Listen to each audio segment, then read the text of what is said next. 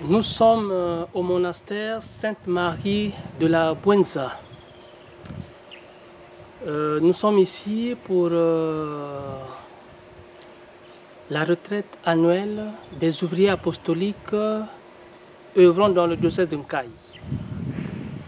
Nous avons pour prédicateur l'abbé Jonas Koudissa de l'archidiocèse de Brazzaville. Et le thème de cette année est prêtre à l'image du Christ. J'ose croire que c'est une belle expérience et nous aurons à écouter quelques points de vue. Suivez-nous. Comme le prédicateur, le jour de son introduction, nous l'a dit, qu'il fallait venir à l'écart pour nous ressourcer. Et le thème qui alimente notre retraite, c'est prêtre à l'image du Christ. Et pour moi, ce thème est vraiment actuel, eu égard les tempêtes qui sévissent l'Église. Nous sommes donc interpellés par le prédicateur, l'abbé Jonas Koudissa, pour redécouvrir réellement notre identité de prêtre à travers les trois mounous. Le mounous d'Otiendi, la fonction d'enseignement, le mounous sanctificandi, la fonction de sanctifier, et le mounous regendi, la fonction de gouverner. Et nous ne devons pas normalement séparer les trois mounous. Les trois mounous doivent s'enchevêtrer. Parce que celui qui enseigne doit d'abord vivre la parole qu'il enseigne, et c'est ce qui le conduit justement à sa propre sanctification et la sanctification du peuple de Dieu. Et parlons du mounous sanctificandi. Le prêtre doit être le pédagogue qui doit amener les âmes vers Christ à travers la célébration des sacrements. Et à travers le dernier mounous, le mounous donc regendi, la fonction de gouverner, le prêtre n'est pas un commandant, mais plutôt un serviteur. Il doit être là pour écouter, pour accueillir les brebis qui lui sont confiées. Il ne doit pas régner en maître, mais plutôt en serviteur. Cette retraite, donc, c'est un moment important pour notre presbytérium du diocèse d'Nkaï, eu égard les enseignements que nous sommes en train de recevoir. C'est encore une manière, en fait, un rappel de nous dire qu'il y a du travail à faire sur le terrain. Et le prêtre, comme nous disait le prédicateur, doit sentir l'odeur de ses brebis. C'est-à-dire que c'est celui qui est proche. Il est là pour guider, il est là pour rassurer, il est là pour soigner la brebis qui est blessée, et il est surtout là pour aller dans les périphéries pour amener celle qui est égarée. Voilà un peu quelques impressions, monsieur l'abbé Alidi, que je voulais vous livrer à ces sujets. Nous sommes donc au 3e jour de notre retraite et nous allons poursuivre cette retraite cet après-midi, notre méditation spirituelle cet après-midi, en continuant, sinon en essayant encore de creuser sur le mounous regendi. Les impressions que nous avons ou que j'ai personnellement de la retraite que nous sommes en train de vivre, ce sont des impressions à la fois de gratitude mais aussi de surprise. Pourquoi je dis surprise, pourquoi gratitude? Parce que, comme le dit le père Jonas Koudissa, le prédicateur de la retraite lui-même, en toute humilité, que ce ne sont pas des mots nouveaux, mais la façon de le dire et la façon d'aborder certaines questions, c'est ce qui fait toute la nouveauté. De savoir que nous parlons là de l'ontologie du prêtre, de l'identité du prêtre, il faut avouer qu'il y a des mots avec de nouvelles résonances. Et c'est ça qui fait aussi la surprise dans tout cela. Hier, plutôt lundi matin, avant-hier matin, nous avons eu droit à une série de questions qui, à mon avis, ont bien boosté de savoir est-ce que je suis fier d'être prêtre? Est-ce que le Seigneur est fier de moi en tant que le genre de prêtre que je suis devenu? Et est-ce que je me retrouve dans la peau de ce prêtre que j'ai longtemps espéré vouloir être? Aujourd'hui, en tout cas jusqu'à aujourd'hui, nous sommes en train d'explorer les trois mounous qui font la fonction du prêtre. Et ce matin, nous avons amorcé le mounous Regendi, donc la gouvernance en tant que fonction du prêtre.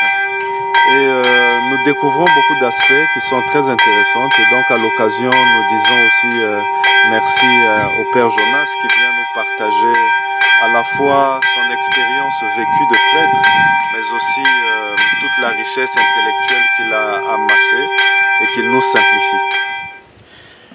Pour ma part, j'ai beaucoup apprécié les enseignements dispensés par le prédicateur de notre retraite, à savoir l'abbé Jonas Koudissa, qui déjà par son nom dit tout. Il a fait la promotion, l'élévation des enseignements sur le statut du prêtre, notamment en insistant sur le munus docendi, le munus sanctificandi, le munus regendi, qui sont les trois missions du prêtre calquées sur la vie du Christ. Sur la base de ces trois ministères ou missions du prêtre, le prédicateur nous a essentiellement rappelé ce que certainement nous connaissions déjà, que notre ministère, notre travail n'est pas notre travail à nous-mêmes, mais c'est le travail du Christ que nous faisons. Et j'ai bien aimé le parallèle ou le parallélisme qu'il a fait dans la représentation que nous faisons, en disant que le prêtre est un ambassadeur, mais il n'est pas ambassadeur d'un absent. Comme les autres ambassadeurs représentent les États, ils représentent les présidents de la République, mais qui sont absents. Par contre, le prêtre représente Jésus, mais qui n'est pas absent, mais qui est présent dans l'exercice des fonctions et des missions du prêtre. Voilà pourquoi la vie même du prêtre doit être un livre parlant, un livre qui prêche surtout dans l'exercice de sa mission prophétique. Il a insisté évidemment aussi sur cette intimité à cultiver avec le Christ, à nourrir avec le Christ à travers la fréquentation des Écritures saintes, à travers les moments de prière. Dans l'exercice de la gouvernance, évidemment, le prêtre doit gouverner comme le Christ, non pas pour écraser les brebis, non pas pour écraser les âmes mises à sa charge, mais plutôt pour les relever, les soulever, les promouvoir, les booster. Je me rappelle encore de ce qu'il a dit, avant d'être exigeant à l'égard des chrétiens, il faut d'abord qu'on puisse leur donner ce qu'il faut comme nutriments, voilà. Avant d'être exigeant à l'égard de nos fidèles, nous devons d'abord les booster. Il faut les booster pour être exigeants à leur égard. Plusieurs fois, parfois, nous sommes exigeants sans avoir boosté nos fidèles. En atterrissant aujourd'hui avec l'évangile de la pêche miraculeuse, il demande à ce que nous, dans nos différentes paroisses, dans nos lieux de mission, que nous soyons des pêcheurs d'hommes, et il a atterri en nous donnant des qualités d'un bon pêcheur qui, entre autres, doit être endurant, persévérant, doit aimer ces brebis donc doivent aimer les poissons. Il a pris même le parallélisme ou l'image des pêcheurs chinois qui exterminent, en pêchant, exterminent toute l'espèce dans l'eau. Et il a demandé aussi, il a fait valoir la qualité, entre autres, de la compétence du pêcheur. Pour être un bon pêcheur, il faut être compétent, et cette compétence veut dire la maîtrise de l'eau, la maîtrise des instruments de la pêche, pour aussi savoir où pêcher et comment pêcher. La discrétion, entre autres, aussi. Et sur la discrétion, il a dit, nous faisons la mission du Christ, nous sommes prêts à l'image du Christ. Le travail que nous faisons, c'est pour le Christ, et donc nous ne devons pas faire ombre au Christ. Il ne faudrait pas que nos charismes, nos compétences, tout ce que nous essayons de faire de bien ne doit pas nous faire prévaloir, mais plutôt faire prévaloir Jésus-Christ. Plusieurs fois, nous nous passons pour des stars et Jésus devient seulement comme fan et les gens ont les yeux braqués sur nous. Non, plutôt les yeux doivent être braqués sur Jésus. Nous devons aider les gens à voir Jésus et à avoir Jésus. Il y a aussi le courage qui nous a été donné comme qualité d'un grand pêcheur d'hommes. Il faut qu'on ait le courage d'aller même dans les eaux profondes, dans des lieux difficiles, pourvu qu'il y ait des poissons là-bas, pourvu qu'il y ait des âmes là-bas à les sauver. Et on a insisté aussi sur la collaboration, parce que dans l'évangile de la pêche miraculeuse, une fois que la pêche a été faite, les apôtres ont fait recours à d'autres barques et d'autres pêcheurs pour soulever la quantité de poissons. Donc, sans la collaboration, on ne peut pas faire les œuvres grandioses et les amener à terme. Voilà un peu l'ossature de ce qu'a été notre retraite, animée avec un style très cool, en s'appuyant aussi sur certains témoignages bien contextualisés qui ont fait que les enseignements ont été non pas pesés, n'ont pas été lourds pour nous, même si le contenu était très fort. Bien, nous sommes en pleine retraite au monastère de la Bouenza. Je crois que nous allons vers la fin et les impressions sont là. En tout cas, pour ce qui me concerne, j'ai 3 points sur lesquels je vais insister. Et c'est une conviction, c'est un point personnel. Alors, le premier, c'est que j'ai appris comment se sacrifier pour les autres. Et c'est très important. Et le deuxième point, après cette expérience du sacrifice, il faut aller vers ce qu'on appelle la sanctification. La sanctification a été mon deuxième point que j'ai expérimenté pendant toute cette retraite. C'est-à-dire, si j'étais en train de me donner corps et âme pour que je vive l'expérience du sacrifice, mais c'était avant tout chercher la sanctification de mes frères qui sont les prêtres. Et aussi chercher à asseoir ma propre sanctification à travers tous les enseignements, tout ce que nous avons reçu. Et le troisième petit point, et le dernier, c'est à peu près la mise en exergue de tout ce qu'on a eu comme héritage traditionnel, c'est-à-dire l'éducation des parents et tout. Vous voyez, quand vous êtes ensemble, l'être ensemble exige le service, l'écoute et faire de telle sorte que les autres soient à l'aise. Et donc notre corps est habitué à cet ordre parce que livré par exemple au chant, livré aux activités de la maison, de nos parents et ainsi de suite. Donc on ne pouvait pas ne pas rester tranquille sans rien faire. Et donc nous avons tous appris, surtout personnellement, j'ai appris comment mettre en mouvement mon corps, finalement tous les dons et charismes, s'il faut aller spirituel, pour que les autres soient à l'aise. Donc voilà, et puis l'enseignement, quand il tombe, il arrive, il vient comme pour limer ce qui se fait déjà sur le terrain.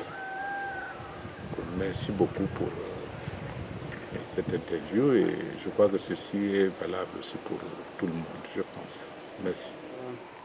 Nous sommes à la fin de notre retraite que vous avez prêché au clergé de Nkayi. Quelles sont vos impressions?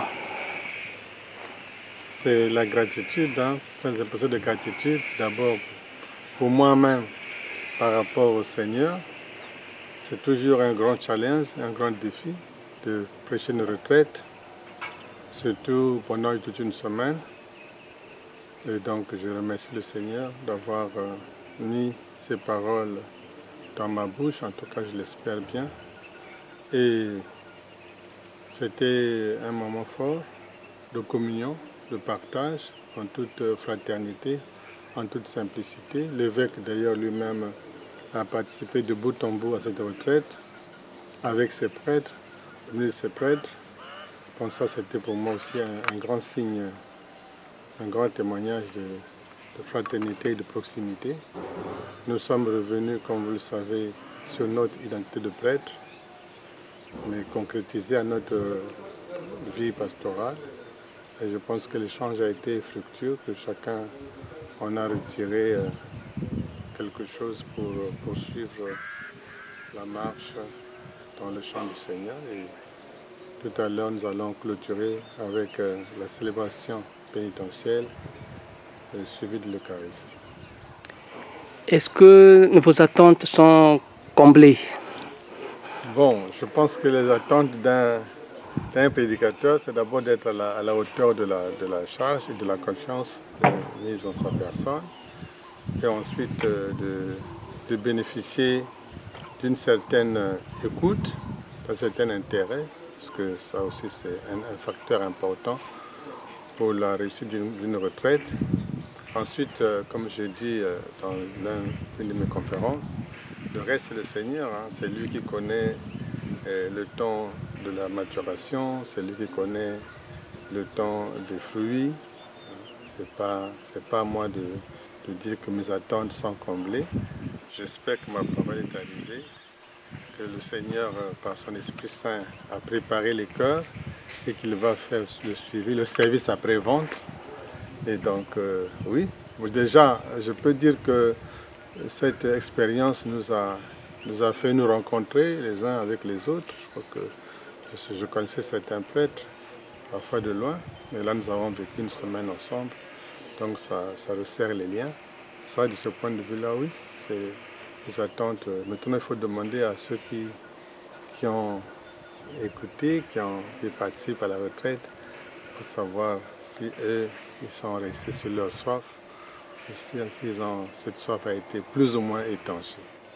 Et qu'est-ce que vous pouvez nous conseiller pour l'organisation future de retraite dans le diocèse de Nkayi? Bon, je pense que déjà, vous faites la retraite, une seule retraite, tous les prêtres ensemble. Déjà, ça, c'est un point positif. Nous, après sa vie, nous sommes un peu plus nombreux, donc on fait des équipes. Donc, en termes de qualité, de relationnel, d'unité du presbytérium, ça, c'est un plus que vous avez. Bon, je peux qu'insister sur les aspects généraux, à savoir le silence, hein, parce qu'une retraite, c'est quand même un moment où on s'arrête, donc on fasse l'effort, parce qu'il y a toujours la tendance à aller voir un ami, à causer. C'est pas une session, c'est une retraite spirituelle. Donc ça, je pense, de ce côté-là, on peut encore faire des efforts pour que le silence soit observé, même en dehors des exercices communs, que les gens observent un certain silence, et puis aussi qu'il y ait ce qu'on appelait au séminaire un couvre-feu, une heure après laquelle normalement on ne doit pas entendre de bruit, on doit se faire silence avec tous nos appareils qui nous accompagnent. J'avais dit à la première conférence qu'il fallait arriver ici hein, physiquement, avec son corps, avec son esprit, mais aussi avec ses téléphones.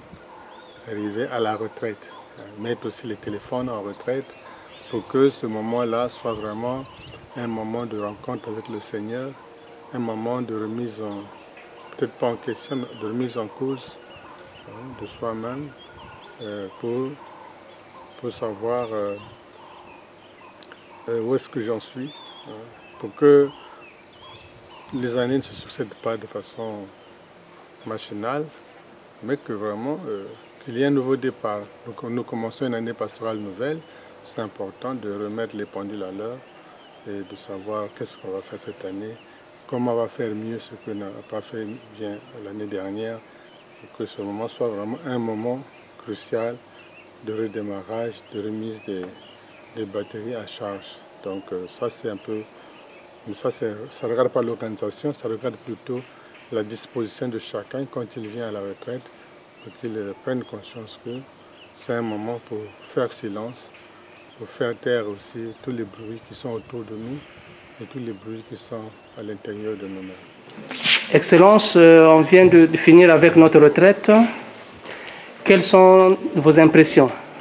Bon, mais c'est une retraite spirituelle et nous la mettons au début de chaque année pastorale. Donc, pour ainsi dire, comme pour un véhicule, on charge les batteries pour toute l'année ou bien on prend du carburant pour toute l'année. Donc, c'est des possibilités et des capacités spirituelles que nous avons eues qui nous serviront pour toute l'année pastorale qui commence. Et quelles sont vos attentes pour la nouvelle année? Bon, mais tout à l'heure, cet après-midi, on fera la relecture ou l'évaluation de l'année pastorale 2023-2024 et on va faire une projection de l'année pastorale 2024-2025. Donc, ensemble, on verra bien quelles sont ces projections. Mon père, vous avez reçu dans votre monastère le clergé du diocèse de Nkayi pour leur retraite annuelle. Quelles sont vos impressions? Vous avez le père Gervais, le prieur de ce monastère. C'est une joie pour nous d'accueillir chaque année le clergé diocésain. Parce que ça fait partie de notre charisme d'accueillir les enfants de l'Église qui se ressourcent et un contact avec Dieu et se reposent davantage pour reprendre leur mission, leur pastorat.